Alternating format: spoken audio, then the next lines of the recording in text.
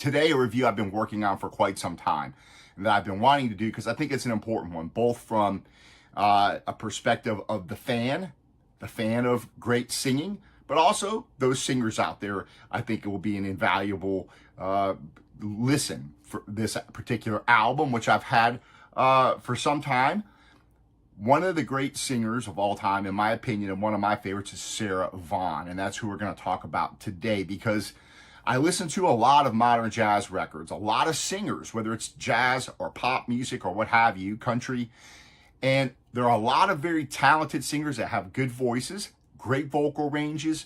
In jazz, you have these singers who can scat and they can imitate the saxophone and trumpets and different instruments, and they're very talented. But I think sometimes they're lacking that little bit of emotional grit that you get with a Sarah Vaughan, because she not only had great technical ability, which we're going to talk about here, but the virtuosity that she had with her voice and her vocal range was a tool, but she knew how to use it. And that's the key. Whether or not you've got, this huge vocal range like she had or you don't, it's knowing how to use it musically and how to deliver an emotional story. And Sarah was the master of that.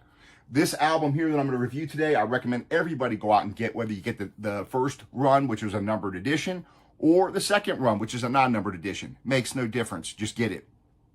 This is Sarah Vaughan, The Lost Recordings, live at the Berlin Philharmonic, 1969. This was recorded November 9th, 1969. 2 LPs. This is one of the albums when I have people over. If I want to play them a jazz vocal album, this is the one I pull out because it's just absolutely fantastic. So I'm going to talk a little bit about Sarah Vaughan. I'm going to talk a little bit about what makes her so unique and some of these things that hopefully that those who appreciate great singing will make you more informed about her, make you more informed about what a good singer is. And those jazz vocalists, or any vocalist in any genre for that matter, what things maybe they should be looking at versus just a technical side of things, and how good your voice is, how good you can scat and all this kind of stuff. And although appearing to be in a dry spell, what they would say a dry spell, the 45-year-old Sarah gives one of her most awesome performances that you're going to hear when I play them for you. Now, what are some things to listen for? I'm going to kind of comment a little bit here as the music plays, but what are some things that make her unique? Well, first you hear her perfection in the use of vibrato and the varying of the speed, the width, the intensity, the longer she holds a note or how she doesn't hold it so long. She's a master of this vibrato, and it never sounds artificial or contrived or anything like that. It's not vibrato just to show I can sing a vibrato. It's there because it's part of the emotional connection to the lyrics, to the song she's singing. Second, she had a 3-octave range, which is huge. And not everybody might have that, but that doesn't mean you can't sing. But, even though she has a voice for high opera, she has just a bold, rich, full contralto that she could swiftly move down into the baritone range and ascend back up with almost effortless virtuosity back up to the top. So she combines this operatic range with bold vocal colors. And improvisational, I would say just great improvisational passion or boldness, that she's not just singing it the same way every time. She takes liberties with the written melodies, singing not only jazz standards, which she does so well, but also pop tunes. And it's not just her vocal range that astonishes us, but how she uses it creatively to serve her imagination, which is just incredible. And this is something that I really want to make the point for those who are trying to sing jazz today, to make sure that you really think about that when you're singing. It's not just hitting the perfect note. It's about having the passion. It's about using what you have to emotionally connect, to paint with colors with your voice. Kiss it and I mean to kiss me a few. Oh, those guys don't know what they're missing. Got a lot of living to do. There's wine just ready for tasting. Cadillac shining new. I gotta move. Time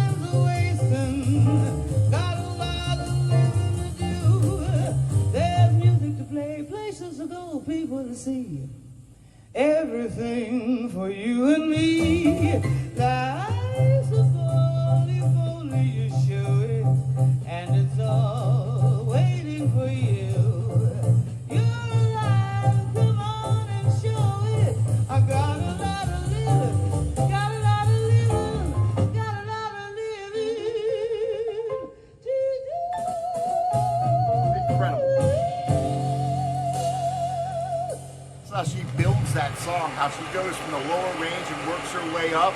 The vibrato, the way she works it in there, and then the way she closes the tune. This recording is a master class in phrasing and how a singer should engage musically with the song, with passion, which again, many singers I think forget about this. Listen to her tonality when we're listening to these tunes, listening to her breath control, the passion with each note. She's not just singing songs, she's living the moment. She's an improviser in the truest sense. As a musician, she's improvising. She's not just a singer. She is a musician that uses her voice as an improvisational instrument, and she does it so well. She can change the color of her voice to suit each song and each part of the song. Depending on what she's singing, she does it fittingly. As long as I have you near me,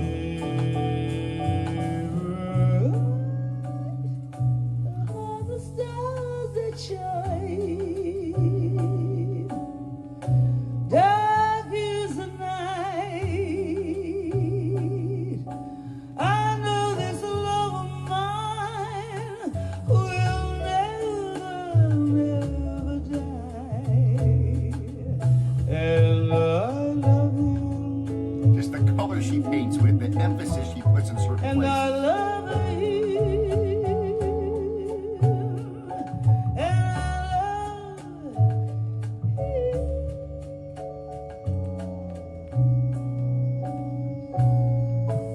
Incredible.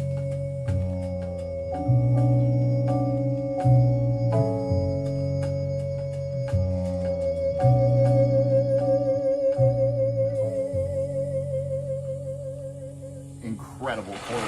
I mean, it's such a convincing emotional performance. The choices that she makes, the improvisation, and the closing of these tunes, the way she builds them, incredible. I kissed that pug nose,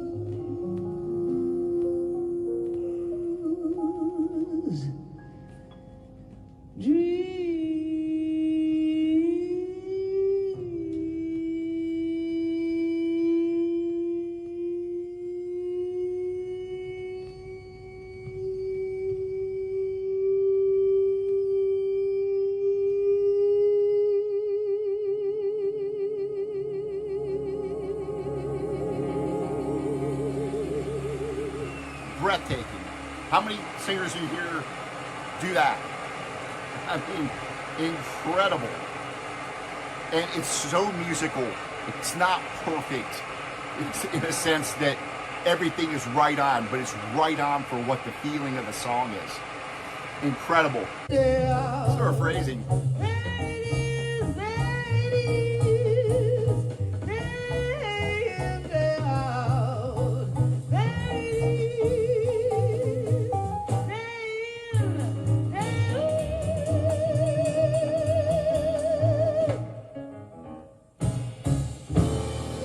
Incredible. And you notice what you don't hear on this album? All this scatting. She's singing the song. She's doing more with her vocals than most people are doing when they're doing all this scatting and stuff.